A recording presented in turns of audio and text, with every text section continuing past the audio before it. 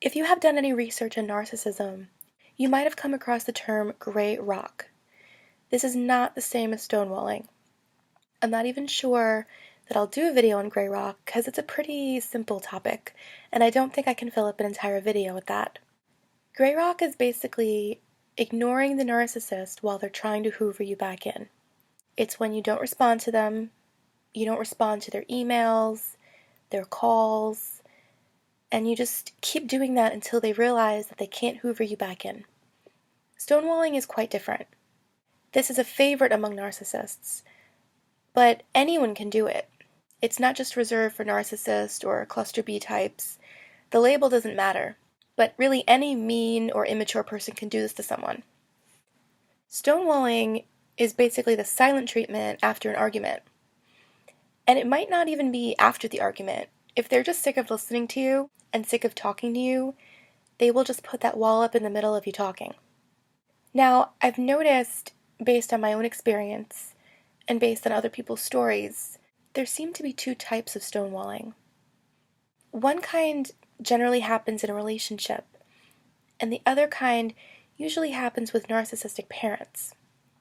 The first kind that I normally observe in relationships is where they just completely tune you out. The other kind, which is what emotionally abusive parents do, is where they loudly say something to end the conversation. They might say, "That's enough. Stop it. Quiet. We're done here." And then after that, they ignore you. It's like basically saying, "Okay, bye." It's rude, it's very frustrating, and it's really how they tell you that your feelings and your side of the argument don't matter. It's how they set the terms of the conversation. It's how they silence you. It's how they knock you down. It's how they establish control over the situation. It's showing you that you don't have a right to feel the way you feel. It's telling you that you don't have the right to express yourself. It is the end of the conversation on their terms. I'm not a professional at this. I can only speak about my own experience and from what I've observed, but it is my personal belief that the ones who flat out ignore you, generally the partner, are actually scared to argue with you. Deep down, they're little kids. They're afraid of everything. And the ones who get loud and tell you to be quiet, generally the parents, they want you to be scared of them. Something happened in their childhood. They felt insecure. Maybe they were ignored.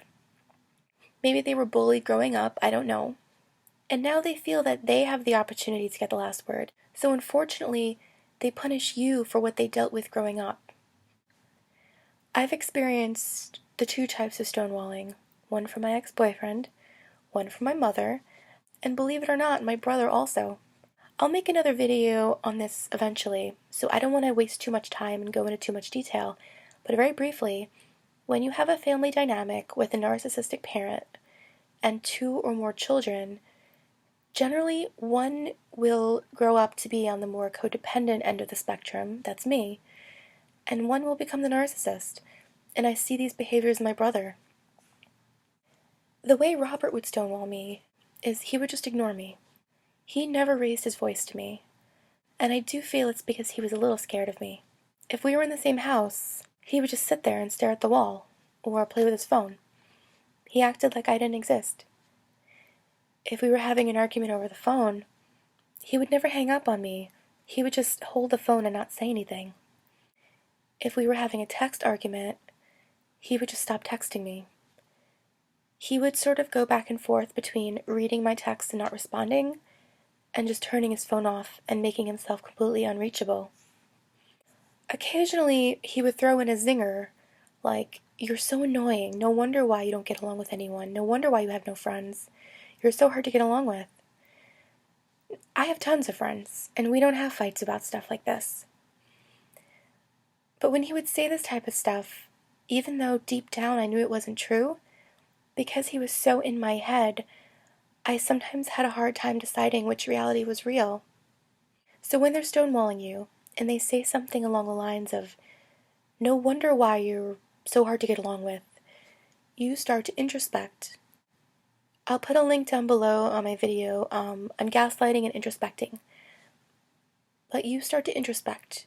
You start to think back about your behavior, about how you act, and you start to wonder if maybe you really are the problem. My mother, who wanted me to fear her, as most narcissistic mothers want their children to feel, she was a huge fan of stonewalling me. She would yell, "That's enough." And after she established that the conversation was over, she would then ignore me. I'll do a video about her when I start my playlist on narcissistic parents. This video is about narcissism in a relationship. They will completely tune you out. If you're in the same room, they won't look at you. They won't acknowledge that you're speaking. If you aren't there, they will ignore your calls, ignore your texts. It's as if you don't exist. It's extremely frustrating and very hurtful. When you have something you want to say and you're being blatantly ignored, it really shows you that the narcissist doesn't respect your feelings. A healthy, balanced, mature adult would never ever behave like this. They would either speak to you until the problem is resolved, or they would say, "Hey, let's just talk about this another time." To me, being stonewalled feels worse than anything. It feels worse than fighting, worse than being insulted. You feel completely invisible. It feels like you're not even worthy of having the argument. If you're codependent like me, and like a lot of us who find ourselves in these narcissistic relationships, stonewalling can be incredibly hard to deal with. We're people pleasers. We don't like confrontation. We don't like conflict. So right away we feel that we've upset this person, and we feel like we have to apologize, and we have to resolve the argument. So not only are they ignoring us when we try to discuss our feelings, but now they're ignoring us when we're trying to resolve the conflict. Robert has stonewalled me countless times, which really showed me that my feelings meant nothing. But I've also observed him stonewall other people. He is very arrogant, he is very rude, and of course has no accountability. He blames everything on everyone else, so it's really no wonder that he would always get into arguments with people. I remember he had a texting fight with his friend, and his friend was sick of being ignored. So he said, "I'm coming over, and we have to talk about this." Robert turned off all the lights, closed the curtains, and when there was a knock at the door, he sat there in the dark and pretended he wasn't home. I was at work at the time, so his friend contacted me and said, "Hey, I think Rob is home, but he's hiding, and I really need to talk to him." I was so embarrassed. Here I am at work, and my boyfriend, a grown-ass man, is hiding from his friend in a dark house because he doesn't want to talk. Another time, he had emailed one of his band members. He said something along the lines of, "This isn't working out, I need to replace you." And when the guy called, Robert would not pick up the phone. Rob sent out another email that said, "I'm not discussing this, don't call me." The guy was really upset and getting very frustrated, so he said, "Okay, I'm driving to your house right now. We have to talk." Robert said, "We gotta get out. We have to go. We can't be here right now." And I felt really terrible that I was getting wrapped up in this nonsense. So we took a drive, we went to dinner, and his phone was ringing non-stop, and he kept ignoring it. So the most important thing to remember is that adults don't do this. This is something that children do. Growing up, when your parents needed to talk to you about something important, you would hide in the closet or run away. It was acceptable back then. But when it transfers to grown-up relationships, it's just very odd behavior. Narcissists behave like children because mentally and emotionally, that's the level that they're on. They can't handle an adult conversation about your feelings. So keep in mind, anyone can stonewall. Anyone who is immature, mean, and just generally doesn't care to continue a conversation. But when it becomes constant, it can be considered an abusive tactic. Stonewalling does a number of things. Over time, it will condition you to essentially walk on eggshells and never bring anything up. I became very anxious anytime I wanted to discuss anything serious with Robert. After a while, I was conditioned to just not communicate or discuss my feelings because I knew the conversation wouldn't go anywhere, and I knew that I would end up getting more upset. And it's a way the narcissist can escape accountability. The narcissist does not want to think about your feelings. Your feelings and your emotions are looked at as a big inconvenience.